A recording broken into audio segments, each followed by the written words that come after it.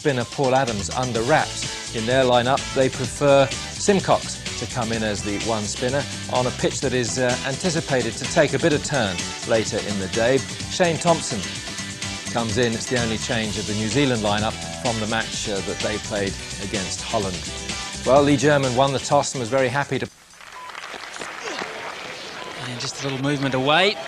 And a glance bound down the wicket from Spearman back at umpire Steve Randall, but no response.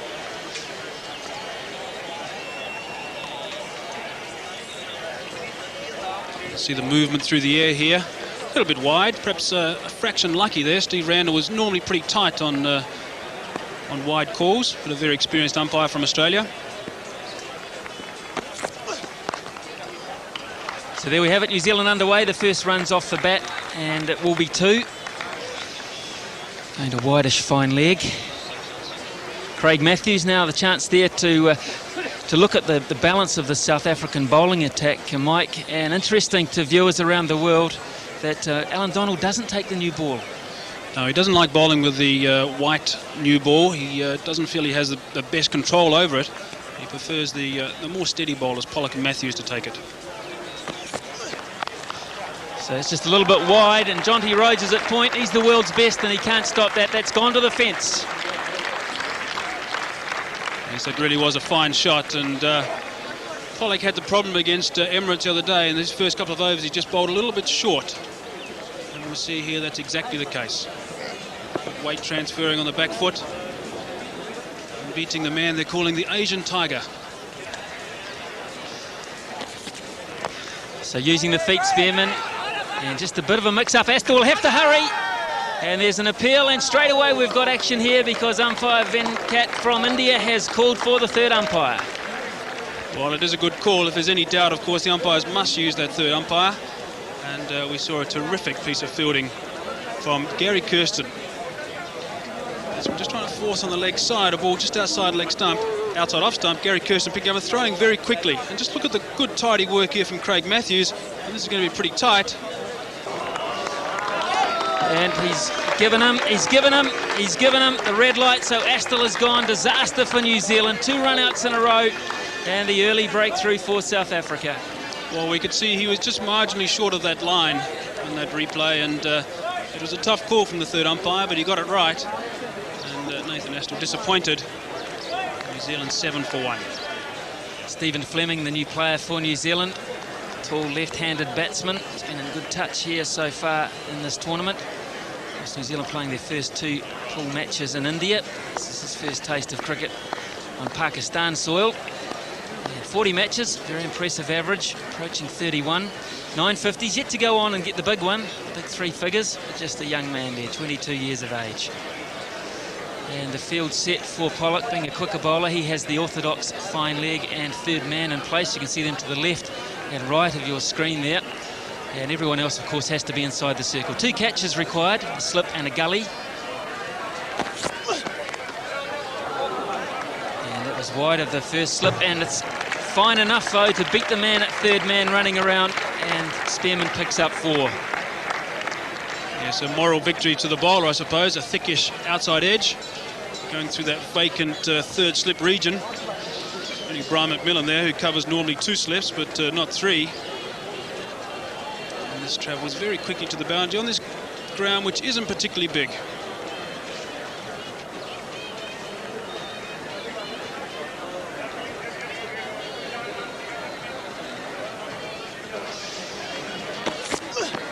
So Spearman onto the front foot. That's a better shot down the ground, more authority in that one. A beautiful off drive for 4.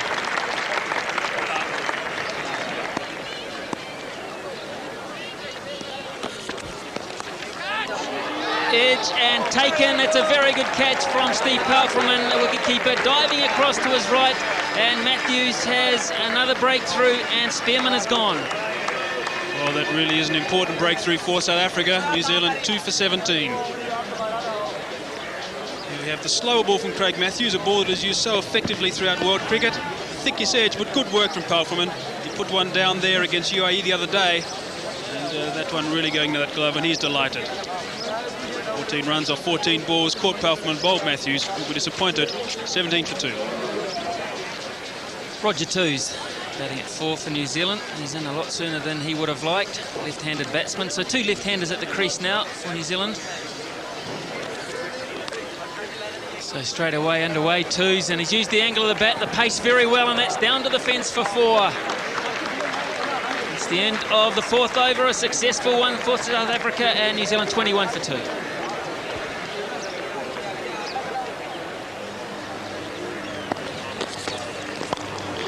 Well, that's a favoured shot of Stephen Fleming. He's whipped it away beautifully, and that's a boundary for the New Zealand batsman.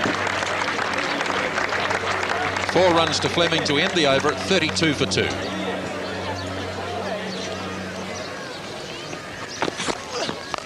Over the top, that's a very good shot. 1 bounce, 2 bounces, and 4 runs to Roger Twos.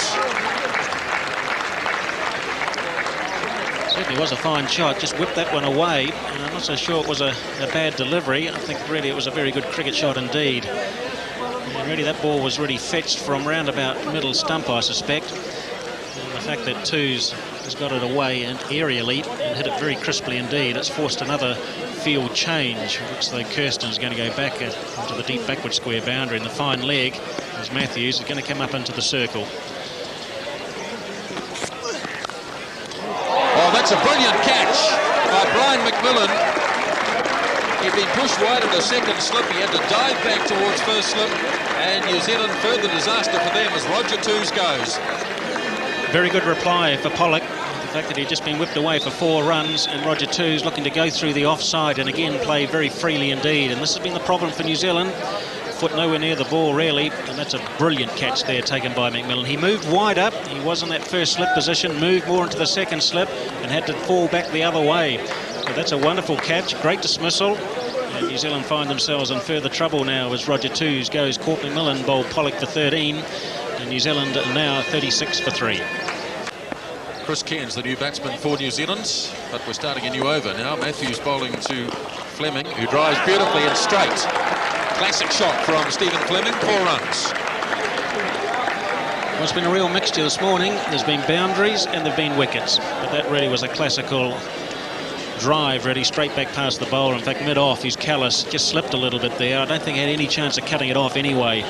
But this is where Stephen Fleming is a wonderful player. When he stands tall, looks to hit the ball straight. And we've talked about this a lot, really, about his stroke play. He's a wonderful player when he plays like that. Oh, that's another excellent piece of fielding. Outstanding in the field so far this morning, South Africa. And the captain too, leading by example, Hansie Cronje. I wouldn't say that was a loosener by any means from Allan Donald. I thought it was a pretty good line length delivery, and Chris Cairns looking to hit on the up, saying welcome, good morning, Allan Donald, as he tried to dispatch that one through the offside, through the covers for 4, but it was Cronje more equal to the occasion to prevent those runs. He's found the gap this time, Cairns. That's a lovely shot. 4 runs. Well, it was almost a repetition, actually, of the previous shot, except this time Cairns was able to find the gap, and Simcox there at mid-off. A little bit slow to move, really. But again, just a little bit outside the off-stump, and Cairns just leaning into it. And, well, the S outfield is very, very fast indeed. It's not a big ground by any means, really. Cairns lofting away from the field, and there might be enough on it to get it to the fence. Yes, there is. Didn't hit it all that sweetly, but it's 4 to Cairns. No, he did mistime that one, and had he hit it correctly, it would have gone over the boundary for 6, I'm sure. But I think if Chris Cairns can get in on this particular pitch and face a bit of Cronje and 1 or 2 of the other slower bowlers, that ball could really and truly go. But a slight miscue there, but picked it up on the leg side. A fairly safe shot all the same.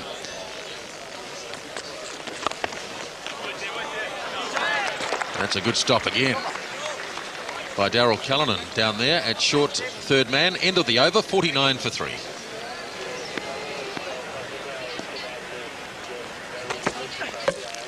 Out, leg stump, knocked back. Chris Cairns on his way. Well, joy in the South African camp. Chris Cairns hangs the head. He's been done by a good one from Allan Donald. It was quick, it was full. He'd bowled well to him in this over. He'd forced him back. He'd bowled short of a length, and then he gave him the full one, a quick one, and it's gone through him. He's looked to hit it a little bit squarer than perhaps he should have. It was angling down leg side, but he's looked to hit it through perhaps wideish mid-wicket, even just in front of square. And he's paid the price. Not enough use of the bat, not enough bat coming into play, hitting around it, and back goes leg stump, and back goes Chris Cairns for 9, and New Zealand in big trouble at 54 for 4. So the new batsman, Adam Perore, playing as a specialist batsman. South Africans back in South Africa will remember him coming over and as the wicketkeeper batsman, the New Zealand tour a few years ago, but he's now in as a specialist player. Yes, it'll be a brave blade of grass that would stick his head up here.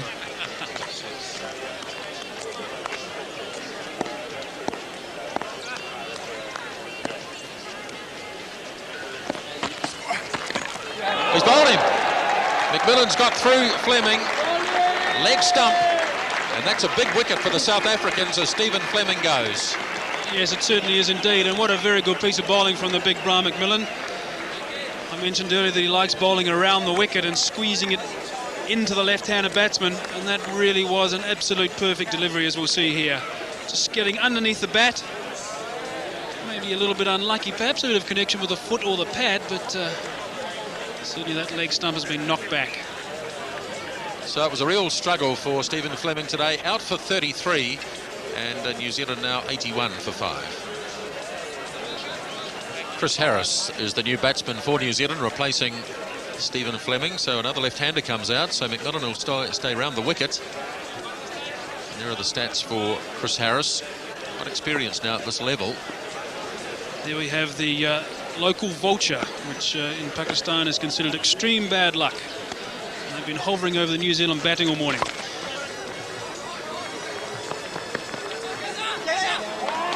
So Harris taking him on. It's got to be close to direct hit, and umpire Venkat says, I don't even need the third umpire. You're on your way, Chris Harris.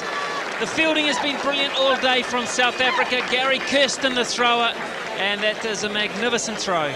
Well, it had to be a direct hit too, I think, to get rid of Chris Harris. In fact, Chris Harris is moving off the field rather slowly because he would know that he's missed out an opportunity there. Just turned the ball round the corner on the leg side, ran pretty quickly, but Kirsten really came in a lot quicker.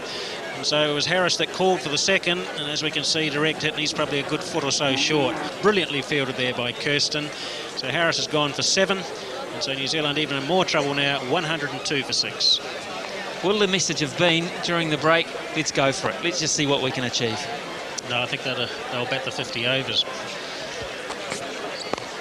Because it might come back to run rates and all those sorts of things.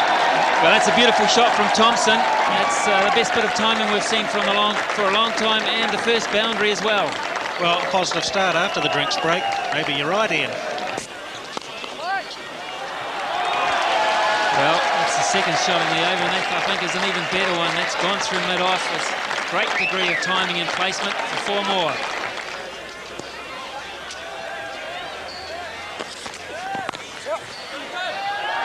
Oh, brilliant stop again. Oh, and he hits the stumps, so that'll be a third umpire decision. Adam Perore might have just been taking it a little easy. Once again, it's Jonty Rhodes. He doesn't stop it. Well, he stops it cleanly because he's got to dive to his left. Quickly on his feet again. Shies at the stumps and lets it. Uh-oh, I think he's out. In fact, I know he is. Yes, he is.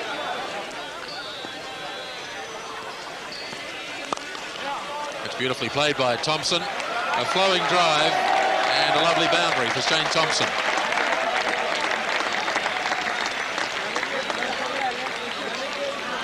It's as good a shot as we've seen today from any batsman. Plays that nicely away off his toes too. This is heading out to the boundary. It's a well-timed shot from Thompson, and that's 4 more.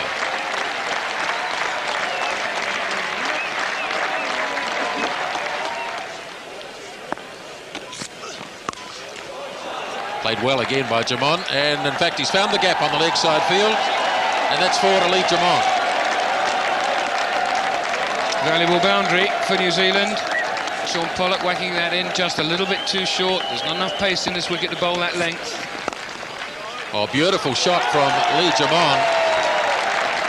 A thumping drive on the offside from the New Zealand captain for 4. And that is the end of Sean Pollock's bowling spell. It's 153 for 7.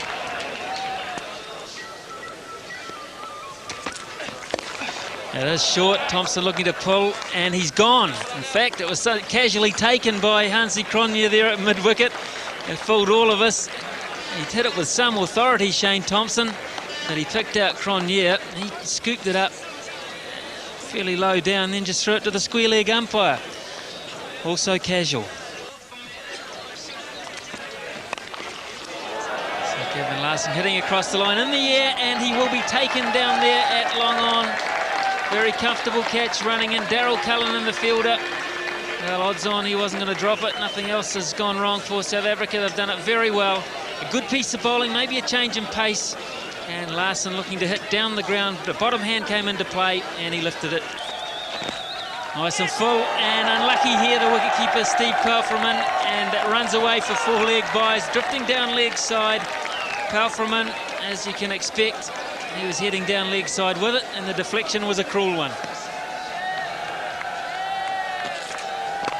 Down the wicket, Morrison, and down to mid-off for the single. Little fumble here, and well, look at that. The last over of the innings, the first mistake, really, and an almost faultless performance from South Africa. A bonus run, New Zealand through to 177 for 9. Very disappointing performance in the end.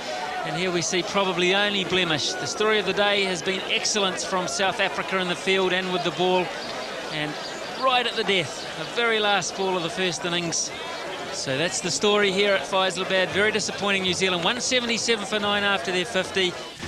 Nathan Astle being run out for the second time in succession by Craig Spearman. I wonder how long they will persevere with those two opening together. Spearman going for 14. Steve Fleming playing an unnatural game for him, 33.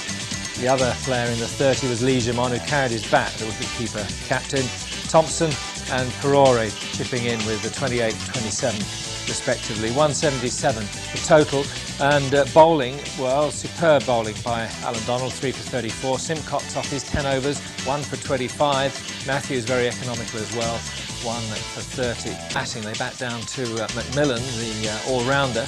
But they will open with Kirsten and the wicketkeeper, Pelfreman. That'll be their first up. Kirsten, of course, 188 not out in his previous. But it's Gary Kirsten, 188 against the United Arab Emirates, and a left-handed batsman. And when you look at that batting average of nearly 42, that's pretty handy indeed. 300s in that and 650s, so he is a very experienced player. And Danny Morrison, the New Zealand strike bowler, well, he's got to get a breakthrough for New Zealand. I think he has bowled pretty well with the new ball in the 2 previous games. Hasn't really been that successful with too many wickets, but he is a potential wicket taker, and he does get the ball to move a bit in the air, but I'm sure he won't get too much off the seam. First ball of the innings then, Danny Morrison, the bowler for New Zealand. And he gets a bit of movement there. It's going down leg side, but the new ball just swung a little.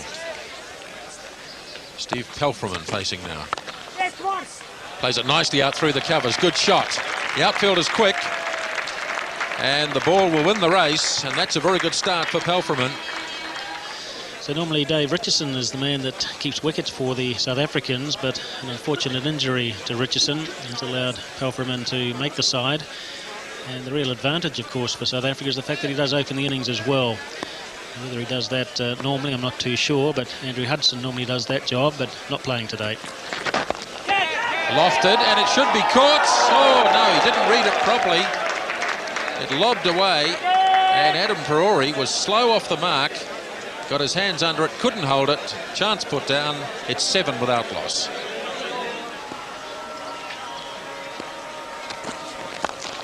Hammered, and another one goes down. Roger Twos. Well, things are going to go wrong for New Zealand. You might as well get him out of your system now, I suppose, because the batting has been mixed, to say the least. The bowlers have done okay, but it's the fielders that have let New Zealand down. That was a slower ball. Same result, though. Kirsten picked it and drives it again to the fence. Ball pops up in the air, and Stephen Fleming, who's just been put there, comes in, does his best, and doesn't quite get underneath it. 16 each for the opening batsman. 32 without loss. 9th over, Danny Morrison to bowl to Gary Kirsten. And that's a very good shot. It was always threatening to beat the fieldsman, who's inside the circle, and once it was past him, 4 more. Certainly was, and really these two South African batsmen are just taking control of the situation, even though they've offered New Zealand some chances and New Zealand haven't been able to take advantage of it. In between some indifferent stroke play, there's been some wonderful shots as well. So Gary Kirsten continuing his good form. Fair percentage of boundaries already scored in the 36 to date.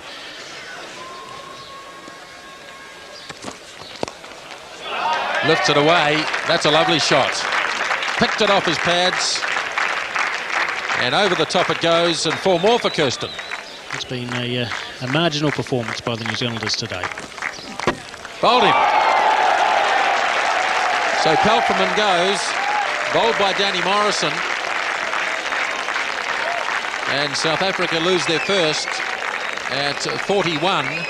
They need 178 to win the game. And Steve Pelfreman walks off, bowled by Danny Morrison. He scored 16, and South Africa 41 for 1. Edge and 4, I fear. Feel for Chris Cairns. That's an outside edge past the keeper and an inside edge past the leg stump earlier. That was a bit of a mow from Cronje, and it's got away for 4. Obviously, those are his intentions. Well, Cronje's done that.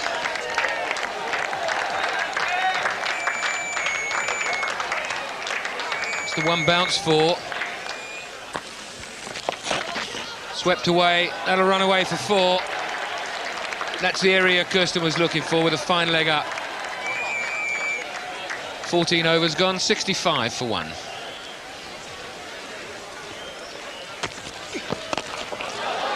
See, that's authority, isn't it? Down the wicket, over the top, nearly into the stand, but certainly over the rope. Well, it's not over yet, as you say, Robin, but it's getting there shot by shot, and it's getting there quite quickly. Hansie Cronje, well, you've seen his frame of mind. He's not going to sit back and let Gavin Larson bowl 10 tidy overs for 30. He's going to go after him. And that time to full effect over the rope.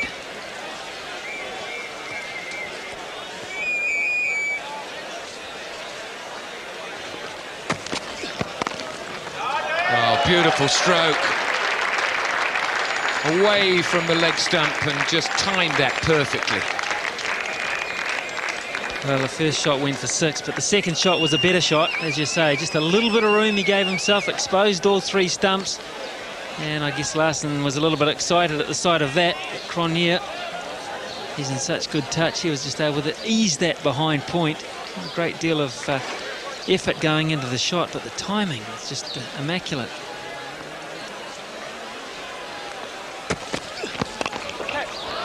There's 4 more. There's absolutely nothing that the New Zealand captain can do about it, because he can't put any fielders out there. Rules are rules, and unless he brings the fine leg and sticks him in cowshot corner over there, that's 3 hits that have gone in that direction. It is tough. It really is. What a wonderful over so far for South Africa. He smeared him again. This might be cut off, but isn't. 4 more. 15 overs gone. That's close and out. The question, of course, is whether it pitched on or whether it pitched outside leg stump, right arm over to the left-hander. Well, it had to be the question, and I'm sure Gary Kirsten's thinking that as he walked across. Initially, he must have thought it was pitching outside leg stump because he looked to play the sweep shot. It didn't bounce. It was always hitting in terms of the height. It would have carried on and hit the stumps. Umpire Venkat adjudicated that it was good enough for him. So Gary Kirsten's gone for 35, South Africa 87 for 2.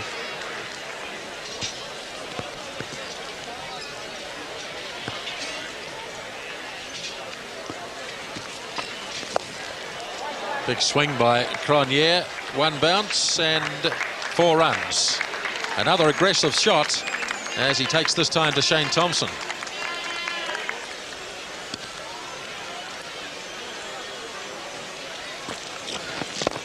Well, that's in the air, and it's away from the fieldsman. And Perore's got a big chase on his hands, and he may well lose the race. He does. Just wide of the bowler and down to the fence for 4. So up comes the 100 for South Africa at the end of 18 overs. 20th over, Chris Harris, smashed. 6 runs. Hansie Cronje races to 50 for the big 6 from Chris Harris. Well, that really has been a very good innings. He really took the game by the scruff of the neck when he came out. Decided to take on Gavin Larson, did so. And now it looks like he's going to take on Chris Harris. But what a terrific way to bring up your 50. Danny Morrison does open up at delivery and really just sort of opens himself up and angles the ball in towards the batsman, and it does move a little bit late, as we saw on that occasion there. That's a lovely shot from Cronje, and that's going to go away for 4. But Morrison and Waqar Younis and a number of other bowlers have used to good effect the so-called reverse swing theory. And I think most of us would agree at the end of the day it's just a good old in-swinger. And there again, Cronje is not scared to play across the line, and he plays with good authority again over the fence at mid-wicket for 6 more. Well, Hansie Cronje is very comfortable against spin bowlers, and of course those of medium pace as well, and he's taken heavy toll of the New Zealand bowlers today. Some say he's a little bit suspect against quicker bowlers, but I think today he's played wonderfully well. 48 required for victory for South Africa, 25 overs in which to score those 48, so not a problem there, and a very strong batting lineup still to follow. No problem, you're right. Well, that's short of a length from Morrison, and that's pulled away again by Cronje. Beautiful shot over the top of mid-wicket, a couple of bounces, 4 more. Well, I just think in frustration there, Danny Morrison tried to do something a little bit different, and that was to try and intimidate Hansie Cronje with a shorter pitch delivery, and tried to bounce it. And really just sort of sat up round about waist high, really. That shows you how good a batting pitch it is out there and how hard it is for the quicker bowlers to get anything from it. And that, once again, is a magnificent shot. Just a little bit of room outside leg stump. Full toss, and that's dispatched through extra cover for 4 more. Well, again, he did give himself a little bit of room, but really he made it into a full toss because it almost looked like being a half volley at one time. But because he got himself into position quickly, he was able to readjust. And yeah, there's a lot of boundaries coming in, isn't there? Well, this is a bit of a pace. It didn't really move too much at all in the air, and Hansie just stepped away a little bit and hit it straight back past the bowler for 4. Hansie Cronje, average of 59 in World Cup games. Gone. And he's gone this time, trying to pull it again through mid-wicket. Fleming the catcher, just short of a length, ball not coming on. Change of pace from Astle as opposed to Morrison. Just lifting it, but not lifting it high enough with that power we've seen, and Fleming taking the catch. Astute bowling change there from Lee Jamon, the New Zealand captain, to bring on Nathan Astle, very much a part-time medium pacer, and he's dismissed the captain there, Hansie Cronje. A bit of a lazy shot, really. He really could have hit that anywhere in the park, one suspects, the way he was playing, but it's been Stephen Fleming at mid-wicket who takes a fairly straightforward catch. So well played there, Hansie Cronje. Lovely innings that, 78 runs from 64 deliveries. Stephen Fleming and Nathan Astle, good combination there, 146 for 3.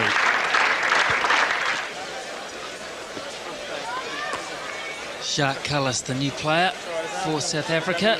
He's there with the dismissal of Hansie Cronje, caught at mid-wicket by Stephen Fleming in the bowling of Nathan Astle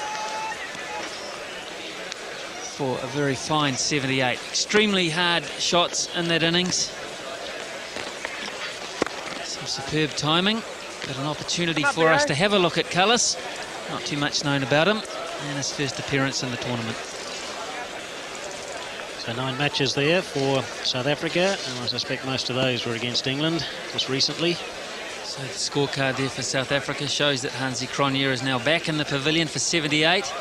And with the fact that he's back there, the New Zealanders, some of the bowlers were sort of hiding on the fence line. They've come out of the woodwork now.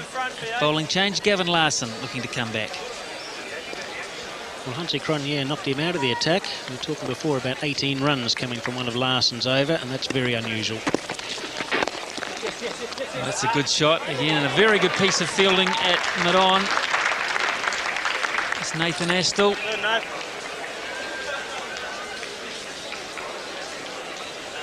glimpses of what New Zealand are capable of.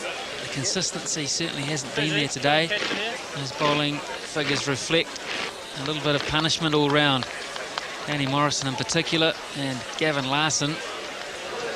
Daryl Cullinan will be very conscious of the fact that he's a player of enormous talent and ability. He gets to 20s and 30s very comfortably, very nicely, gets into the comfort zone, and then all of a sudden gets out rather innocuously. But when you play shots like that, it just suggests that you are in fact a very good player indeed. So he's got to go on and get out of these 20s and 30s and go on and get 60s, 70s and go on and get hundreds as well. And he's a player that's capable of doing that. Yet to do it too often though.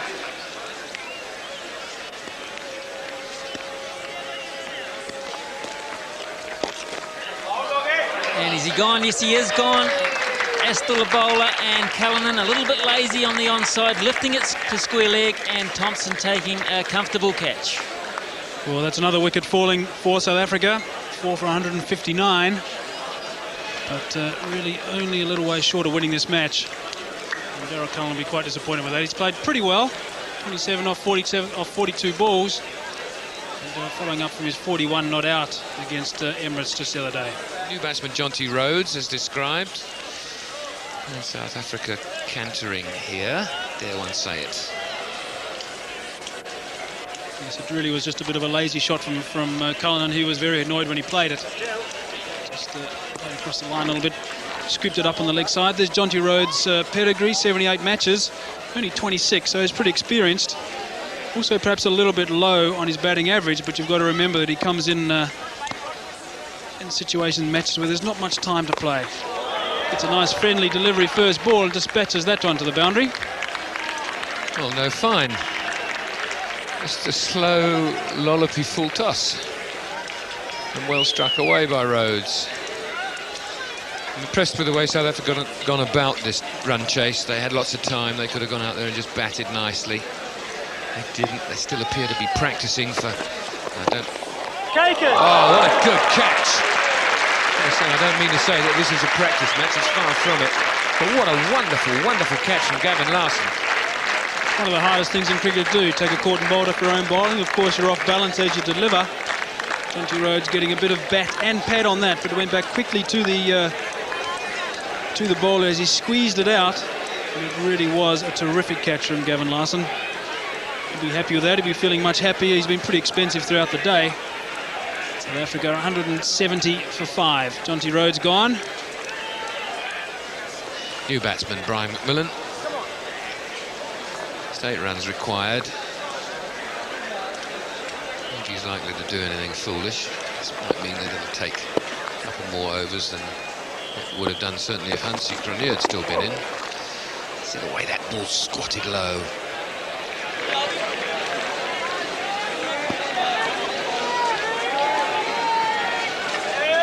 Three to win.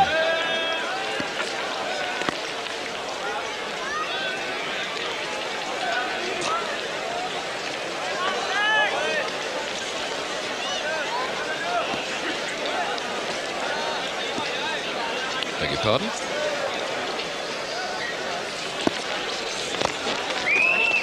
That's one, certainly. Surely they'll turn to 2 and complete it, and complete a very fine victory for South Africa.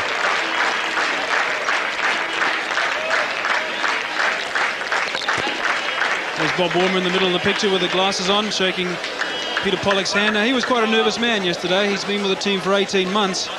And he made the comment that 18 months worth of work and changing the style of the South Africans was all up to today's game. And my word, they have played superbly. Really outplayed New Zealand. Lee Jamon. Disappointing day for him, of course, but South Africa really never let them get into the game. Not quite matching his heroics of his previous innings, 35. Paul Fleming looked useful at the beginning there before being bowled comprehensively by Morrison, but really all the batting was about Hansie Cronje, who decided not to hang around and pick off the 1s and 2s. He really went after the bowling, his 78 coming off 64 deliveries. As far as the New Zealand bowling, nothing really for any of them to cheer about, except perhaps Nathan Astle, whose 2 wickets for 10 runs coming off 3 overs. Of course, Nathan Astle started life as a medium-pace bowler. batting at 7 or 8 in the Canterbury innings, and then recently